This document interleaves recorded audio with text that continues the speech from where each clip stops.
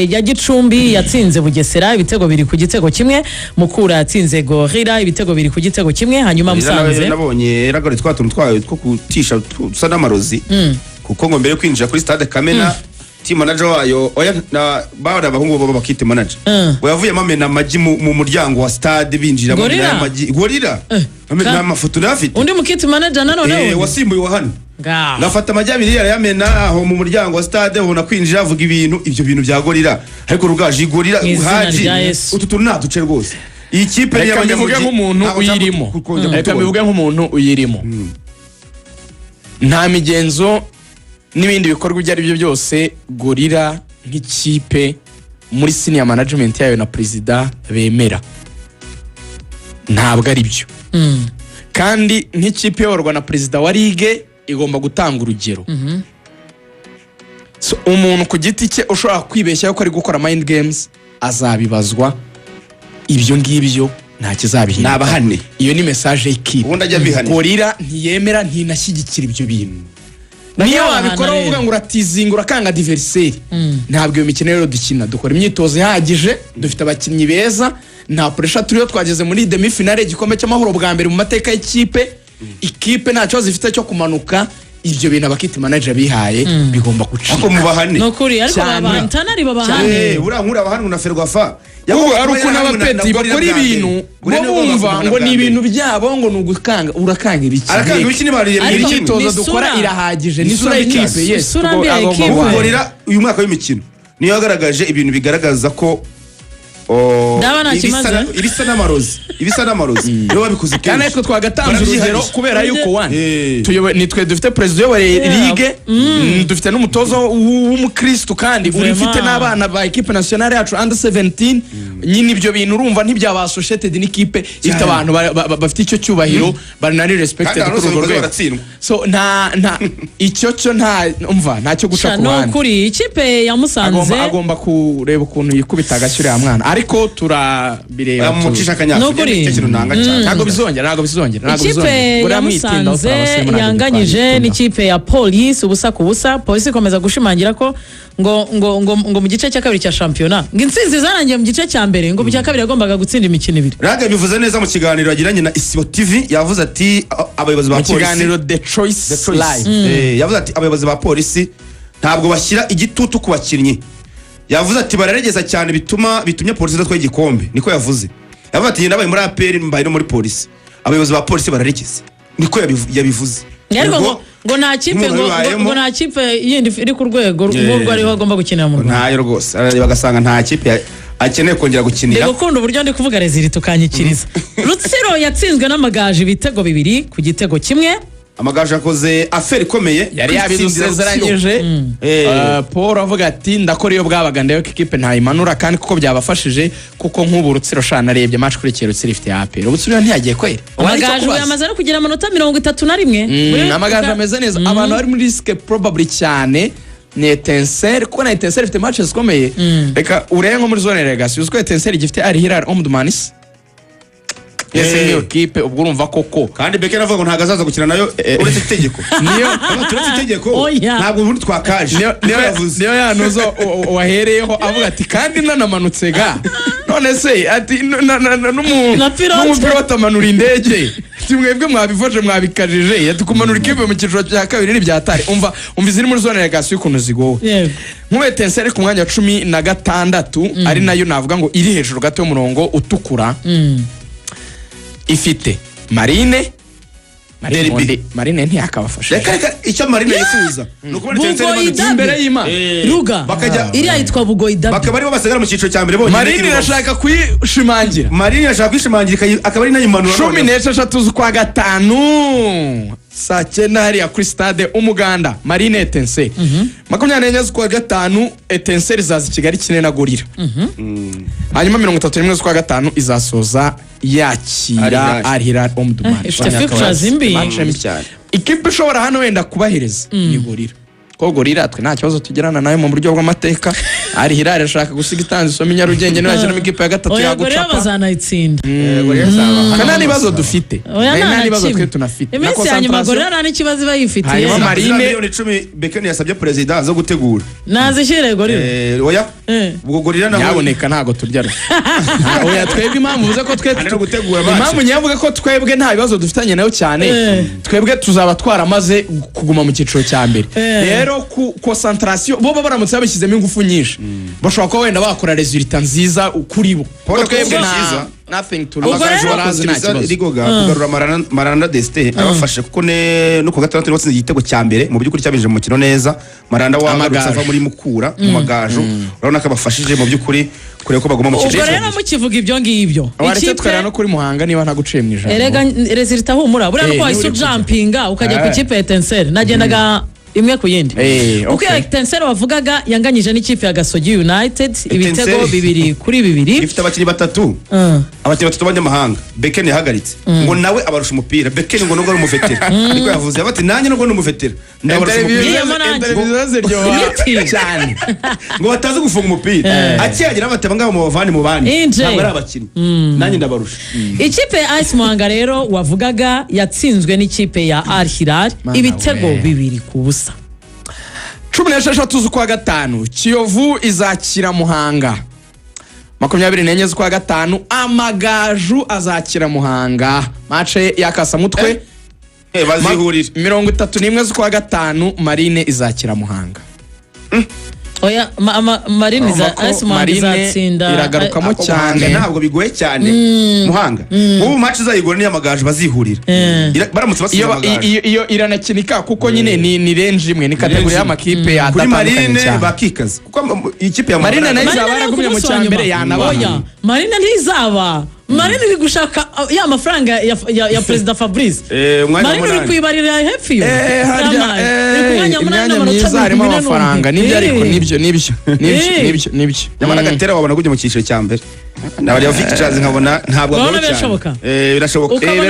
biracyashoboka we na Rutsiro bazasereramo ntibanatsinzwe byinshi rega ibitego biri kuri Al Hilal none Al Hilal yuzuye bagira umugisha batsinze ba Salem bikamase ubwo rero tukiraho ikipe ya Elmelek yatsinzwe n'ikipe ya Kiyovu Sport igitego 1-0 ariko ubwo kugira ngo tujyanirane kuri ama equipe ari ashobora gucungana ikipe ya APR yatsinze ikipe ya AS Kigali ibitego 2 ku gitego kimwe AS Kigali ifite amanota 29 fixtures zayo 3 zanyuma ubwo impamvu twe turi kubicaho tuguruka ku munsi w'ejo hari umwanya wo kuzaganira kuri ama equipe amanuka mu cyiciro cya kabiri APR yarasha AS Kigali 2-1 ariko AS Kigali ubwo nayo iri hafi irakomerewe oderi yo kumanukira hafi AS Kigali isigaje Gicumbi kuri 15 z'ukwa gatanu isigaje Rutsiro 24 z'ukwa gatanu na Musanze kuri 31 z'ukwa gatanu izakira Musanze yakire na Gicumbi ahubwo izajya kwa Rutsiro i Rubavu Rutsiro nayo iri muri zone relegation muri zone amanota 26 no kuvuga ngo kugera ku ikipe ya 15 Rutsiro izamanuka mumbabareye ku bitangaza bitaraba Rutsiro iri muri position ikibazo Rutsiro ifite kurusha ibindi se next game yayo niyo ishyira muri danger kurusha noneho yarahinduye umutoza 17 z'ukwa gatanu APR irakira Rutsiro APR rero asabwa kunganya cyangwa gutsinda oya izasha urumva niba abonye finale ya Peace Cup niba asezerera Etincelle kandi izayisezerera mu mibyizi muri weekend izavuga ati reka turase Rutsiro tube dutwaye champion ku makipe yo mu Rwanda none dusigaye twitegurira finale ya Rayon Sport niyirasa rero bizahura nuko wenda hagati ya Muhanga nwenda na Etincelle yari yabonye resultat ihita isiga cyane niho bizaba bitangiye kwigorera match kurikiyeho Rutsiro izakira AS Kigali aho wenda hareba ukuntu ya rivaliza isoze inakira Bugesera nayo biracyashoboka ariko iyi match ya APR ijemo niyo nirimo kanteba iyi match bazakina na APR urabona survivinze byayigora kandi none i Kigali ubwo rero kugira ngo tuve kuri iyi shampiyona y'u Rwanda mfite Elmelek na Kiyovu uyu mwana wasize igitego witwa Uyeremye Fidari ni umwana wo gushimirwa cyane ni umuhungu w'umuhanga cyane ese Fidari ari under 21 ari muri bari bavutse 2005 ntabwo nzi imyaka ye ntabwo nzi imyaka ye ariko ashaka kuba yirengeje kuko buriya yavuye mu ntare ajya muri Marine biranga abona kuza muri Kiyovu urumva rero abantu yanyuze birabishoka cyane ko yirengeje gusa n'umukinnyi mwiza n'umukinnyi wa kabiri ufite ibitego byinshi mu Banyarwanda uvuga ngo akurikira Taiba ufite 14 uyu mwana we yize icya 11 nibuka neza ubona ko ari umwana bafashije mu by'ukuri kandi nawe ari kugenda azamuka neza n'amavuyo yamutekereza ko n'umukinnyi mwiza mu by'ukuri umusore muremure w'imbaraga ari nako Ouattara asohotse ku munsi wa 31 ari uyoboye ba top scholars kuko amaze gutsinda ibitego 15 iyi shampiyona ndashaka kubabaza ibibazo bibiri buri umwe akabivugaho hari ikintu ngira ngo abantu gikibe cleared n'abantu banabibaza cyane kuri social media bati ese ibintu bavuga ngo igikombe cya shampiyona kizatangwa mu buhe buryo icyo ngicyo nicyo kibazo cyanjye cya mbere kuko impamvu ugenda bizi murabyibuka ko aya mayikipe aza muri shampiyona habaye press conference rwose na Ferwafa fata umwanya irabisobanura ariko abantu nabonye ku mbuga nkoranyambaga bakomeza kuba confused kuko urebye Al Hilal yamaze gutwara igikombe cya shampiyona yo byarangiye ubifite amanota 70 ni ibintu tutari tunarehutse muri shampiyona yacu ubundi ikipe yonyine yagize amanota 70 mu mateka ya shampiyona y'u Rwanda ni ikipe ya Rayon Sport ya Masudi Juma niyo yonyine yagejeje 70 buriya APR shampiyona zose yatwaye uko zakabaye natara ko shampiyona yatwaye nta kipe yari yigeze igira amanota 70 mu mateka ya shampiyona y'u Rwanda keretse Rayon Sport ya Masudi Juma gusa Rwanda bwanye ma genocide yakorewe abatutsi sinzi imbere kuko nago za Panthers sinazirebye sinzi byazo hajyaho na Panther yagize 8-6 Panther ko ngo wari n'igihe ngo bavugaga bati resultat niba zanze afananga gafite pistol aho ngaho bugati ndabandeba aho munyura muri kan Kigali mutaretse ngo duterekemo ngo yakubitaga abantu Panther rokagize 89 ntawamenya amanota yagize sinyazi ariko nyine Al Hilal ifite 70 APR ifite 59 yego ngo harabura imikino 3 y'amanota 9 kandi Al Hilal irusha APR amanota 11 uvuga ngo rero ntabwo yageza n'ubundi ayo manota Al Hilal ifite Al Hilal yatwaye igikombe icyo rero nicyo nshaka kumusobanurira abanyarwanda Al Hilal yatwaye igikombe icya mbere nabonye mu Rwanda ho abantu banza babyumva aya makipe yaje nk'abashyitsi buri kipe nyine zazihabwa izo ngizo rwose zikaba 40 ariko biriya bihumbi 100 bivunje neza bishaka kugwa nyine muri 150 ku buryo agena agafunga 250 ni around 2 APR yabikoreye impamvu n'iryo jana rivuga rya Champions League nuko nyine ayo mafaranga ni itegeko bazayabaha kuko batwaye shampiyona urumva rero bamaze batwaye igikombe cy'amahoro igikombe cy'amahoro 20 yego ubwo zaba zibaye 270 faranga ryo babakoreye ntabwo ari mabi nge icyo nakunze Shema Fabrice afata uyu mwanzuro wo kugira 80 kipe yatwaye shampiyona wani wabyumvaga bata amafaranga azava he ariko mushimire ubuyobozi bw'igihugu cyacu bureba kure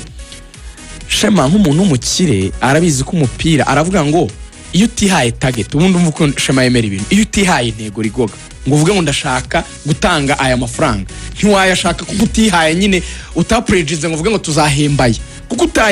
utayavuze ari menshi ntiwanayashaka kuko ntiwashaka ikintu utihayemo target uzamaze kuyashaka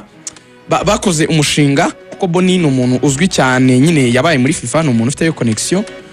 baraganiriye n'abantu muri FIFA buriya bagiye kuduha 400 hari projet twaserinze FIFA $400 by'amadolari urumva ni almost nka miliyoni nka 600 gutyo hafi zijya kwegera z'amanyarwanda agiye kuzava muri FIFA ayo mafaranga rero na mafaranga yo gutengiza ligue y'abatarengeje imyaka 17 urumva ukuntu ari amafaranga aryoshye cyane so muri aya mafaranga rero gukabukiramo 80 ukazihereza ikipe yatwaye igikombe n'izindi ukagenda uzinomforeho gake ugafatamo nka truas ukazishyira mu bana izindi 220 ukazishyira mu guhemba aya makipe mu cyiciro cya mbere ibyo FIFA nta kibazo yibifiteho as long as the project that you've been asking for money for wayikoze no kanga umushinga wasabye amafaranga niba wawukoze nta kibazo wowe kuba waya deview ukaba wanashyira no mu bindi byiza nanone by'umupira ku buryo uzabona uko bisobanura muri raporo zawe nta kibazo ukwiye kuba nka president federation byemeranya na minister wa sport wawe kuko at the end of the day murakorana nyine mu gihugu nyine ku buryo nyine inzego z'igihugu zindi zireberera amafaranga y'igihugu zitavuga ngo ari amafaranga wakoresheje nabi so ni ibintu rero ubona ko biri kuri page nziza yaba ministaneri yaba president federation yaba n'ukukuzamo kwa bekerega ibyo twavugaga n'ubushake bwa leta so leta y'u Rwanda yashaka ko habonekamo amafaranga mu mupira so rero kuba hari kuboneka n'izo nzira nyine mushimira umukuru w'igihugu ko nk'ibi bintu byose FIFA yirirwa ikora hano aya maproje yose twahindutse umwana w'ikinege muri FIFA turarebwa ahantu hose tuba tuhabwa umwanya proje yose FIFA irimo u Rwanda ruba rurimo nizi za FIFA series turi mu bantu ba mbere bahita babihereza. Uzi impamvu nuko umukuru w'igihugu cyacu ari inshuti magara y'umugabo witwa Infantino amwita his brother. Aravuga ngo umuvandimwe wanjye, na president wacu nagavuga ngo president wa FIFA, mvuga umuvandimwe wanjye. So birakwereka ubushuti bukomeye bafitanye, bunaturuka kuri 2016 ubwo yazaga hano muri Chani Infantino. Warushimye Fabrice yaje hano muri Chani ewana asaba audience barayimuha umukuru w'igihugu aramwaje uzagufasha we president. Warushimye Fabrice president wacu arakomeye. Ariko sinzi ukuntu mise ndambura telefone yanjye mbona message uvuga ngo nubwo mushima Fabrice muri Ferwafa no musifuzi atariko champion irangiye bataduhembye kandi yarabazamuriye avuga ati hamwizo buzinenge Fabrice umwanya wo kukunenga nawe ngezgo ubibigenza gute ko nari maze kumushima none umwanya wo kumunengura wango ndabigenza nerirangira muri kwezi kandi baheruka umushara mu kwezi kwa mbere baheruka mu kwezi kwa mbere none harimo n'abaheruka mu kwezi kwa 12 hari umusifuzi utarahembwa uyu mwaka ubu ni ligi iri kubahemba ni federasiyo iri kubahemba ni Ferwafa komisiyo y'abasifuzi ba Ferwafa. Duhaye Ruvuyanga akazi ka kabiri ku munsi w'ejo nk'umuyobozi w'ikiganiro nabwo azabaze ku kibazo cy'imishahara y'abasifuzi ko badahembwa. Ubwo yazahita hamagara Boni byose bakabihuriza byomba abibaze Boni Mugabe n'ingingo ebyiri. Ubwo ejo Ferwafa tuzatunga isoroshi bafite ibintu biri gusobanura nubwo bagira gukoza abasifuzi ariko bararenganye pe bararenganye menshi amezi 5 badahembwa natanu wibuke ko ari umuntu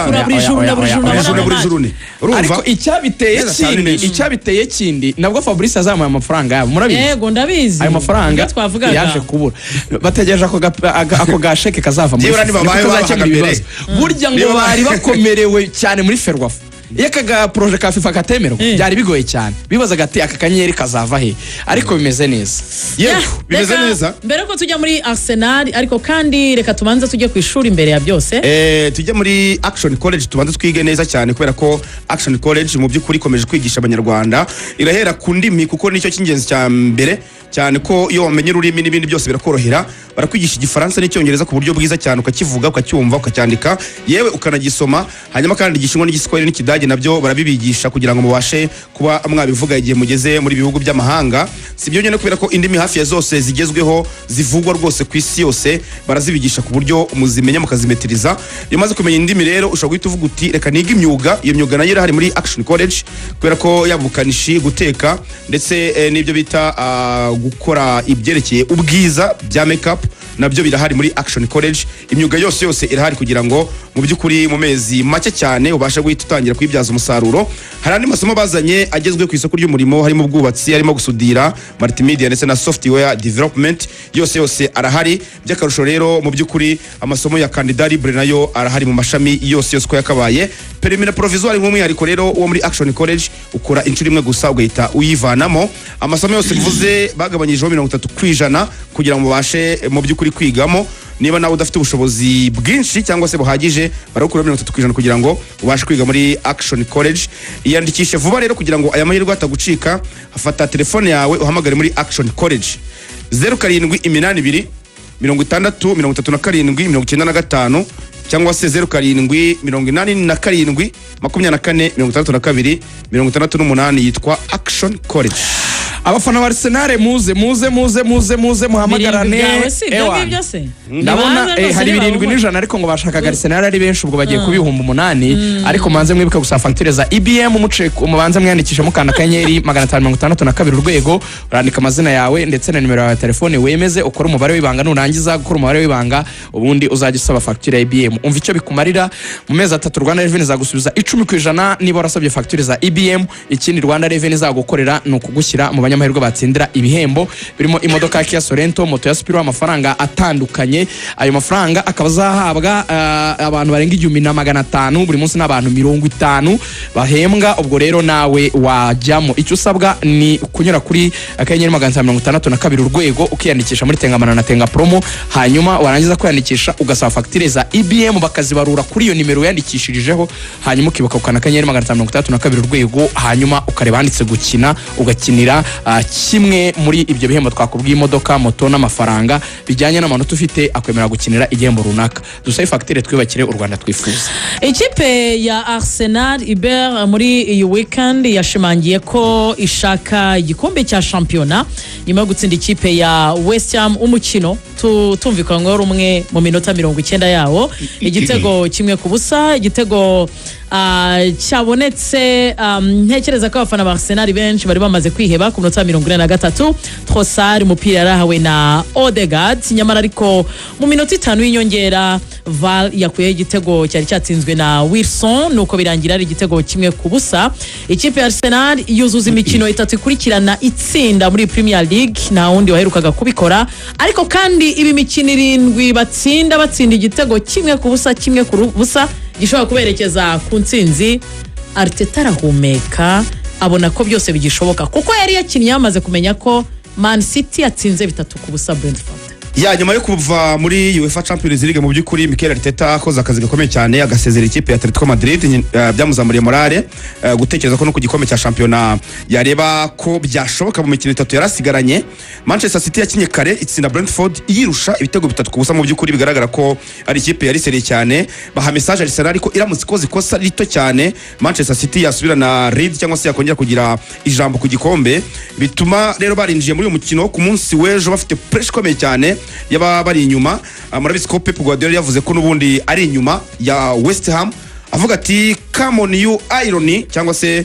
nakazina kakabyiniro bita ikipe ya West Ham bigaragara ko nyine bari bayishyikiye ari benshi wari umukino ukomeye cyane kuko wari umukino w'ikipe ishaka igikombe cya championa n'umukino w'ikipe ishaka kuguma mu cyiciro cya mbere ndavuga ikipe ya West Ham cyane ko ari ikipe ya 18 mu by'ukuri barareba uburyo baguma mu cyiciro cya mbere bavuga bati tubonye amanota 3 byatuma dukomeza kotsa igitutu ikipe ya Spurs irakina uyu munsi na Leeds mu by'ukuri tukaba twagoma mu cyiciro cya mbere ari bimwe mu byakomezaga rero uyu mukino ukurikije imikino yose Mikel Arteta yakinnye yarimo yagiye muvuna ariko n'uyu wa West Ham wamuvunnye cyane unabirebera mu buryo yagiye akora remplacement yabanje kuvunikisha Benjamin White ibaze ko Ben White yavunitse nusanzwe wakina timba taragaruka bituma rero byatumye Declan Rice atajya kuri kabiri igeze kwakina n'ubundi muri sezo ubwo bakinaga n'ikipe ya Brentford Brighton bayisira ibitego bibiri kuri kimwe niba nibuka neza andi kimwe kubusa ni kimwe kubusa cya Bukayo Saka ajyayo rero bituma muri Mediane bisa naho bihindutse kuko nyine urumva Mediane Arsenal itarimo Declan bigaragara icyo cye kiragaragara mu gihe Zubimendi yarajemo biza kurangira n'ubundi Zubimendi yarashyizemo amukuyemo ashyiramo Kai na ba Odegaard aza kubazanamo urumva uburyo match yari yamugoye cyane kugira ku minota 42 atarabona igitego kandi yari amaze kuramo na Bukayo Saka ashyiramo Madueke ngira ngo abantu benshi bakiboneza remplacement yari amaze gukora binje mu minota 80 hasigaye minota 10 buri mufana wa Arsenal yatangiye kwiba bavuga ngo dushobora kunganya none biba bibi cyane ubwo umusore witwa Fernandez yahushaka igitego arebana n'umuzamu David Raya baravuga bati ibaze yo kijya muno byari kwa birangiye kuko twari ko tujya hano ko kuvuga ngo tunakibonye natwe twakora egalisation twaba tubonye nota rimwe imitima bituma itangira kubonye nyine cyane yabona tansira zamuka kuri bande tushe ikipe Arsenal ba Gabriel Henze barite tubona ko byari byakomeye cyane ariko captain Martin Odegaard mu by'ukuri yongera kugaragaza ko hari ikimurimo hari impamvu ari captain hari impamvu ari muri Real hari impamvu ari muri Arsenal warusimbuye urebye baro yatanze ayiha Leandro Trossard uburyo yayiholdinza akayigumana akakora dribble agategereza ko Trossard ahagarara neza akayishyira ku kirenge cye Trossard rero nk'umukinnyi uzi gufungura ikirenge nk'umukinnyi bazi gufungura ikirenge bagatera umupira mwiza kandi ushyira mu nguni aza gutsinda igitego ku minota 42 bituma Arsenal ivuga iti byibura ahangaha tugiye kudefanda kuko baze defense nziza yabamagara Yesu ufite umuzamu mwiza wakoze amasave bavuga bateka turi kutugezayo nkuko waruvuze rero mu minota y'inyongera nibwo imitima yongeye guhagarara ku ikosa bakoreye umuzamu David Raya benshi baravuga bati ntabwo yari ikosa kubera ko umusifuzi Chris Kavanagh igitego yari yakemeje VAR yamuhamagara ajya yatindayo amara y'iminota 2 aragaruka aravuga ati rwose uwitwa Pablo yakoreye ikosa umuzamu David Raya umukino urangira ucari igitego kimwe cya Arsenal byatumye rero mu mikino 2 isigaye mu by'ukuri bayitsinze n'ubundi bakiyukana igikombe intambwe ikomeye Rugaju bateye bagana ku gikombe Rugaju yinjira ndagira ngo ubanze umera indabo David Raya nuwamuzanye mu ikipe ya Arsenal ariko kandi clarifying na ririya kosa nyine ryo mu minota nyuma y'inyongera bitujyana no muri fixtures zisigaye za Arsenal imikino 2 isigaye nibyo byo kuganira David Raya yabaye inkingi ya mwamba kuri Arsenal n'ubu ngubu ni uzatwara Golden Grooves cyangwa se gaz ihabwa umugarde cyangwa se igihe mu gihe umugarde wabaye mwiza kurusha abandi bose kuko yakepinze clean sheet nyinshi kurusha abandi bose muri Premier League yabaye rero inkingi ya mwamba muri isezo kubera ko mu by'ukuri uyu muzamu iyo batamugira byari kugorana na mbere ya insida tugiye kuganiraho y'igihe VAR yahamagaraga yakoze save ari kumwe n'umusore mu mediateur twa Fernandez one on one byarangiye amaze guca ku badefenseri basigaranye ari babiri umupira umuzamu arawutera umusore arambura ukuguru baro ikubitaho iva mu izamu hari aho nubwo harimo offside byari birangiye ikipe yari guhita igombora hari ku minota 47 birumvikana ko Arsenal yari kubitaye amanota kandi yita amanota 2 Man City gatsinda bakongera kunganya ubwo urumva hari kuba hongeye gusubiramo kureba ngo ninde uzarusha ndi ibitego byinshi so Rugaju ira save ndayanye n'ama save abiri ego save ya Ike Casillas mu gikombe cy'isi 2010 avanamo baro cyane ya Arjen Robben ego mu gikombe cy'isi finale iya kabiri ni save ya Martinez Emiliano avanamo baro ya Randal Colomwani hungu cyo mu Bufaransa cya Colomwani cyane yarambabaje ni save ebyiri zisa cyane magambo ya Messi ntabwo byari ibyishimo byinshi cyane ku rundi ruhande arurimo cyane burya na Yezu yo kuryamye kuri Cristiano kubera mani burya burya sinigeze ngenda kuri njye ni mambata okay nahise ko umufana wa mani yabari kuri Ronaldo rwose nagira ntunguye ngende hakurya aho rero ukuntu bimeze ibyo nibyo byaje gutuma Arsenal igitego yari yatsinze cya Odegaard wa stepinze in mu byukuri nka kapiteni ibintu bikomeye ashobora gusaba mu mupira ari ku murongo barenguriraho aracenga injira muri box asa nugana navuga hirya gatoya aho umupira urengera noneho awugarura gatoya inyuma nkuganisha muri penalty Trossard rumaze match 15 match 25 nta gitego atsinda yarafite critique nyinshi Trossard uyu mwaka 2026 yari ataratera mu izamu ngo atsinde igitego numva niho critique zari zirari nyinshi abasha guterekamo igitego mu byukuri kimwe mu bitego Arsenal ishobora kuzishimira ubuzima bwayo bwose cyaje kubaha intsinzi ku munota 95 ikipe ya West Ham nayo irwana no kutamanuka mu cyiciro cya kabiri kuko mu ibintu zone ya relegation yaje kubona kon ihindurwa neza cyane n'umusore w'umwongereza Jarrod Bowen ayihindura muri box umuzamu Hermansen yagombaga gushyiraho umutwe Bariseni murenze gato isanga gardien wa Arsenal arayifata ariko ntiyayikomeza mu kutayikomeza kwa kundi nyine imuponyotse iragaruka abakinnyi ba Arsenal ntibayikliaringa neza isanga umukinnyi wari usimbuye witwa Coram Wilson abantu baramuzi ni rutayizamu amenyekanye cyane muri Premier League makipe nka za AS Bournemouth are kuri shot rya hatari baro yinjira mu rushundura umusifuzi Chris Kavana aranavuga ati mugende muterekemo hagati barabagomboye yari yongeye iminota 6 ubwo hari hasigaye umunota umwe Arteta itayipfuka mu maso yikorera amaboko abafana ba Arsenal aho twari turi mitima irashwanyuka turavuga tuti man ishobora byose iyi nyatsine poeta makobwa ivuye he ibi byago tugize turabikwiza he tuzasobanurira abantu gute nibazaga ari goga cyangwa kwizigira Isho turi ubwo mwumva bwo bashaka ko dutwara igikombe aba bantu barantegereje nge na Iberi uri ahantu habi cyane turi kumanga muri kuri cyane mukoze nk'agakosa gato nuko duse nta kintu kazongera kuvuga mu bantu kareka tugiye kubona tuti mbona abakinnyi ba Arsenal bazengurutse ku musifuzi bati nyamara umukinnyi wacu gardien wacu bamufasha ukuboko VAR irahamagara bavuga yuko ngo ishobora kuba ariyo decision ikomeye ifashwe muri Premier League kuva VAR yaba kuko ushobora kuzadesida utwara igikombe barasuzuma hano turaganira kinyamupira singanira nk'umufana yego twese turabizi ko gardien ari umuntu iyo ari muri box uba protected cyane umukinnyi yitwa Pablo yarambuye ukuboko bidasubirwaho afata umuzamu wa Arsenal ku kuboko hano bita kwipinya rwose no kuvuga ngo niba umuntu ari iburyo ukuboko kwa kw'iburyo agasa nucishije ukuboko kwe hano navuga ngo ku kuboko kw'iburyo akomeza mu ijosi akaza agafata kwipinya yawe y'ukuboko kw'ibumoso agafata donc ukundi kuboko kuri hirya akagufata neza agufasha n'intoki rwose ababonye footage zirahari bivuga ngo ikosa ko ari ikosa niryo the foul is there ikosa nta gushidikanya niryo ariko dore icyo abantu barekramaga mu mafoto ahari Declan Rice yarafashe neza umukinnyi wa West Ham yamujisha witwa Suchek muremure cyane uyu mukinnyi yitwa Pablo wafashe umuzamu wa Arsenal ukuboko yari yakruwe jezi na Magalhaes ari munsi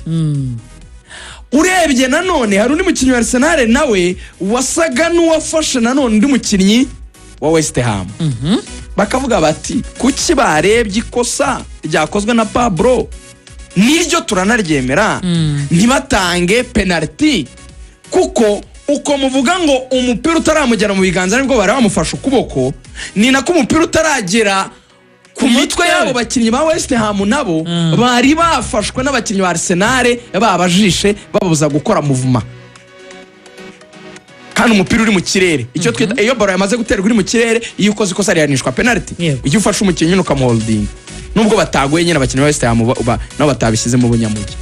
bakongera bakagarura indinyi ngo batese Arsenal nta bitego nk'ibi yagiye itsinda aho babaga bakoreye umuzamu screening aho niho ndimo bagenda batanga kuri za Man U n'ahandi icyo nabivugaho babaze ikosa ryabaye mbere yandi erega sinakuvuga ngo ryabaye mbere yandi no kuvuga ngo Arsenal uwarekramye cyane niwe wahawe ikosa wagaragaje ubushake noneho West Ham abakinnyi bayo burabasha gufataho gato ukagwa kugwa bura bituma nyine ikosa rigaragara bo bahagaze ntibagwa shaje muri Premier League mbona n'insina ngufi yari giye bigendera priority muri jijuma kuko ni wabifataho byombi ubonye nka match abaye ya Zamalek ejo bundi na Jose Marije igitego Zamalek yatsinze bagahita basanga umukinnyi yari yakoze penalty bakaza bagatanga penalty kuri Jose Marije gatsinda penalty ni icyemezo utanga kiri wadinga neza ikintu kijya kungana n'igitego